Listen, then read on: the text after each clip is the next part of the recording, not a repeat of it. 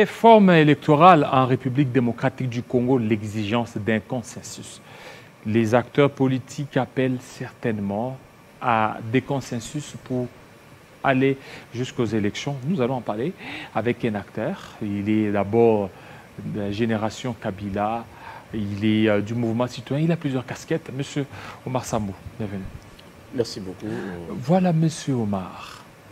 Vous êtes là, vous appelez, vous exigez le consensus pour les élections de 2023. Mais au niveau déjà de l'Assemblée nationale, ils ont appelé à ce que vous puissiez vous entendre, à ce que la classe politique puisse entendre, mais rien ne s'est fait dans ce sens-là. Écoutez, vous savez d'abord, il faut comprendre ce que c'est un consensus. Il faut comprendre ce que c'est un consensus. Un consensus, c'est un accord ou un consentement du plus grand nombre. Un accord ou un consentement du plus grand nombre. Alors, lorsqu'on parle d'un consensus, on fait référence à l'opinion publique. On fait référence à l'opinion publique. Donc, il faut qu'il y ait un accord trouvé entre toutes les parties prenantes. Parce qu'ici, on dit un consensus est un processus pour dégager un accord sans passer par un vote formel. Il faut maintenant se poser la question, comment il faut avoir un consensus? Alors, il faut réunir toutes les parties prenantes. Après, nous allons maintenant trouver un accord ou un consentement du plus grand nombre, un accord majoritaire. Alors, nous allons formuler précisément l'objectif, nous allons explorer plusieurs pistes ou soit points de vue, nous allons formuler une décision, nous allons essayer de sonder le point de vue et puis enfin nous allons maintenant décider et puis mettre en place un plan d'action. Mais le point le plus important, c'est comment avoir un consensus. Il faut mettre autour d'une table toutes les parties prenantes.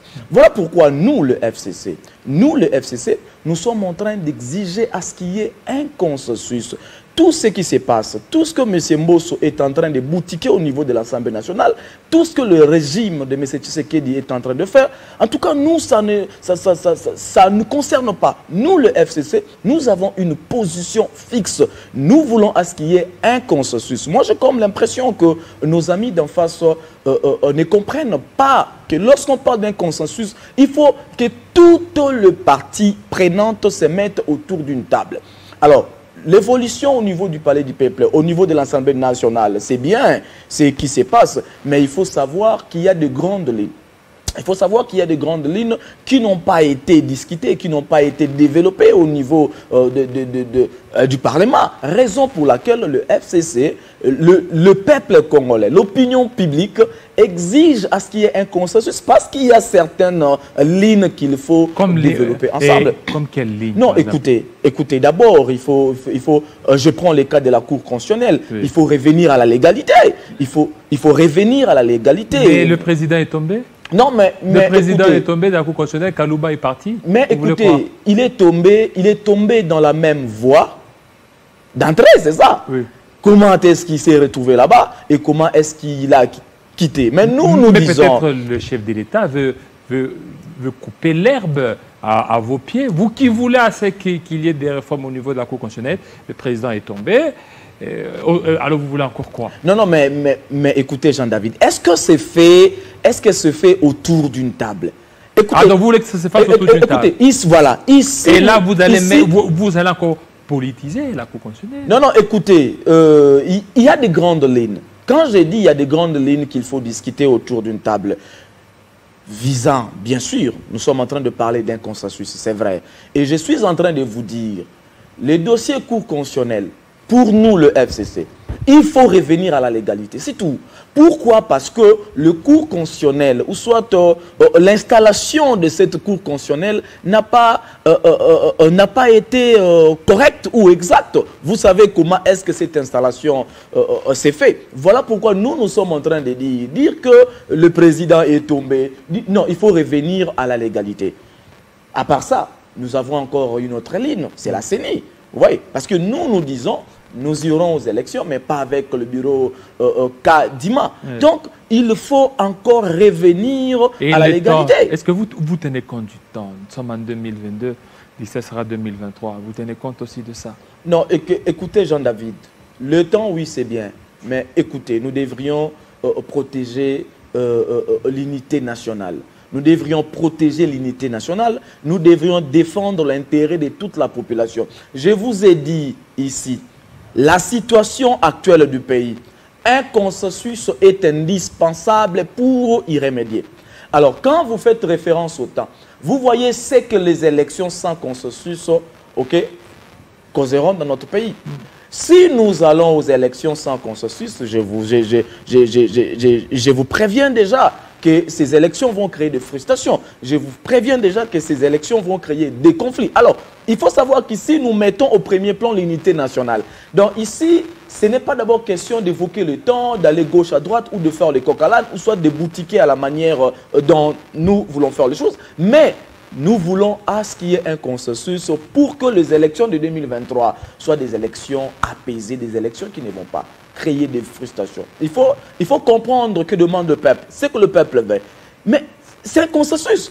Et que toutes les parties prenantes se mettent autour d'une table et ils essayent de développer, de palper toutes les grandes lignes. La CENI, la Cour, revenir à la légalité, le bureau Kadima doit partir. En fait, la CENI doit inspirer la confiance de toutes les parties prenantes. On ne peut pas aller aux élections de 2023 avec déjà une CENI et qui est déjà taillée sur mesure. C'est ça notre lutte. Voilà pourquoi, jusqu'à preuve du contraire, nous sommes en train d'exiger à ce qu'il y ait un consensus.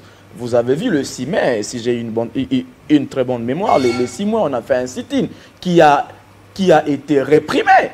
Vous voyez, c'était toujours pour demander un consensus. Maintenant, ce sit-in-là, vous n'étiez pas si nombreux par rapport à ça.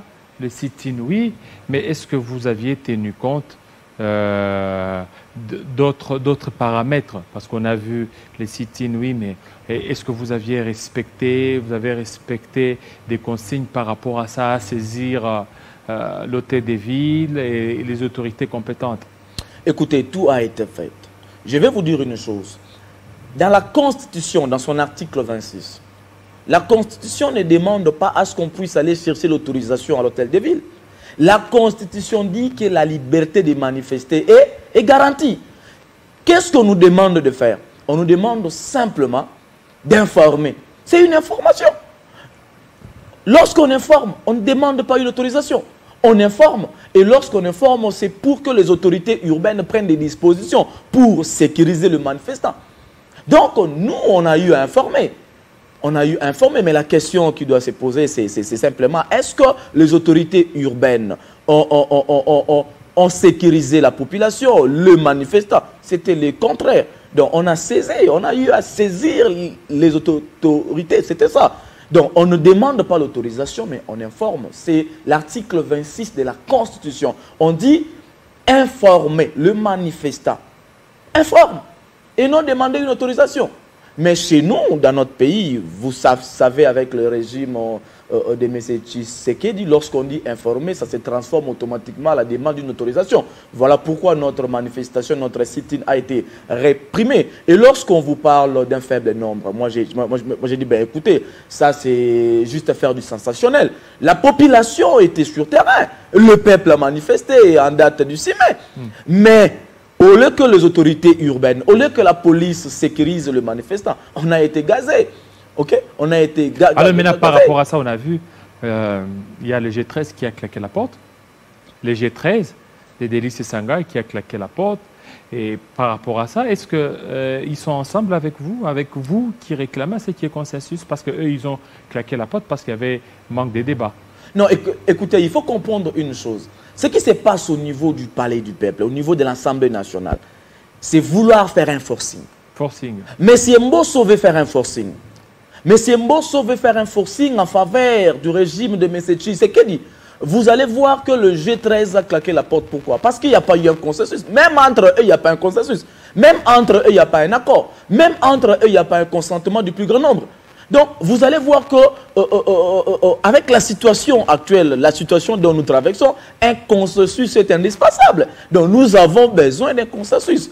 Et le même jour où le G13 a claqué la porte, vous avez vu comment est-ce que le mouvement citoyen a manifesté dans la scène du Palais du Peuple. Vous avez vu comment est-ce que les étudiants ont manifesté. Les étudiants, les mouvements citoyens, G13 qui a claqué la porte, la population en général, le FCC, le bloc patriotique, vous allez voir que l'opinion publique veut un consensus. Voilà, l'opinion publique veut un consensus, mais jusque-là déjà, au niveau de Christophe Mbosso, ils ont élagué, ils ont eu à aborder des sujets beaucoup plus essentiels, sans l'opposition, sans les G13, et ils sont déjà dans la voie, ils voient les choses autrement. Oui. Mais pourquoi ne pas faire tout, c'est-à-dire que faire cette opposition à l'interne, au niveau de l'Assemblée nationale? Parce qu'aujourd'hui, regardez sur les 18 thématiques, on a juste retenu que 5 sur les 18. Donc les autres ont été écartés. La publication de vote par bureau de vote, la publication des résultats par bureau de vote, ça a été aussi élagué. Par contre, si le FCC et les autres étaient dans la salle, ils allaient faire un poids et puis ça allait quand même avoir des amendements. Bon, écoutez, je reviens sur une chose. Un consensus est une procédure visant à dégager un accord sans passer par un vote formel. Écoutez, il faut que le parti prenant se mette autour d'une table. Ce n'est pas M. Mbosso, ok, de vouloir faire passer les choses la rapidement. Politique de la chaise vide, vous ne voyez pas que ça ne paye pas. Non, écoutez, écoutez, il faut comprendre une chose. Nous, le FCC, nous, la population congolaise, nous, le peuple congolais, nous sommes en train de défendre l'intérêt général. Ce n'est pas la politique de la chaise vide, mais c'est vouloir défendre l'intérêt général, vouloir mettre la volonté, le besoin du peuple au premier plan. Alors, ce que M. Mbosso veut dire, c'est ce que le régime en place interprète comme étant la politique de chaise vide. Mais au niveau de l'Assemblée nationale, il y a un forcing. Vous êtes en train de voir ce qui se passe là-bas. Vous allez voir que même le député, les élus du peuple, n'ont même pas droit à réclamer, à faire des discours qui visent à clarifier certaines choses. Ça, c'est déjà faire un forcing, donc vouloir mettre au premier plan une idée et tout le monde doit s'aligner derrière cette idée. Or, eux maintenant, ils interprètent ça comme si c'est la politique des chaises vides. Or, ce n'est pas la politique des chaises vides, mais c'est la politique qui vise l'intérêt national, l'intérêt de toute la population, l'unité nationale, faire ce que demande le peuple, préserver l'unité nationale et défendre la population ainsi que les institutions, y compris les lois de la République. C'est ce que nous sommes en train de faire. C'est ça même notre lutte. Voilà pourquoi nous sommes en train d'exiger à ce qu'il y ait un consensus. Et nous sommes sûrs et certains que si on a un consensus, on va y remédier rapidement. Est-ce que le consensus sera trouvé? À l'allure où vont les choses. Le peuple est souverain. Je vais vous dire une chose. C'est le peuple ou c'est juste une poignée des gens? Non, le peuple est souverain. Le peuple est souverain. Ce n'est pas M. Mbosso qui est souverain, ce n'est pas le régime de M. Tshisekedi qui est souverain, mais c'est le peuple qui est souverain. Les autorités doivent toujours se poser une question. Que demande le peuple? Le peuple demande un consensus. Je vous ai dit, lorsqu'on a fait les sit-ins, c'était les blocs patriotiques, le FCC et tant d'autres amis. Mais au niveau du palais du peuple, avant-hier, c'était le FCC. C'était aussi les mouvements citoyens, les étudiants. Donc vous allez comprendre que c'est la voix de la majorité. C'est la population, c'est le peuple. Donc le peuple veut un consensus. Et nous sommes sûrs et certains que nous aurons un consensus. Nous allons continuer. Nous allons continuer. Le forcing de M. Mbosso au niveau de l'Assemblée nationale ne va pas nous arrêter. La pression de ce régime de M. Tshisekedi ne va pas nous arrêter. Donc nous allons toujours pousser plus loin pour qu'il y ait un consensus. Et je vais vous dire une chose. Le consensus est le seul moyen pour trouver une solution à ce que nous sommes en train de traverser comme situation chaotique. Voyez vous-même comment est-ce que les choses sont bloquées. Le pays est dans un vide. Le pays est stabilisé dans les néants. Les choses n'avancent pas. Rien ne tourne. La population souffre. La misère, la souffrance de la population est devenue encore très aiguë. Alors, pour remédier à cette situation, le seul moyen le seul chemin. C'est un consensus. Alors, s'ils veulent vraiment faire la volonté du peuple, de la population congolaise, faire ce que le peuple demande, si le régime Tshisekedi, le régime de M. Mbosso, a assurément besoin de faire la volonté du peuple, nous devrions aller à un consensus. Ils doivent être d'accord avec un consensus. Vouloir échapper, c'est ne pas faire la volonté de la population. Voilà, vouloir échapper, ne pas faire la volonté de la population. Merci beaucoup, parce qu'on vous a vu aussi, on a vu beaucoup d'agitation par rapport à ça. Espérons que le consensus sera trouvé. Le peuple est souverain. Le peuple est souverain. Merci. Chers téléspectateurs, restez branchés sur Télé 50. À très bientôt.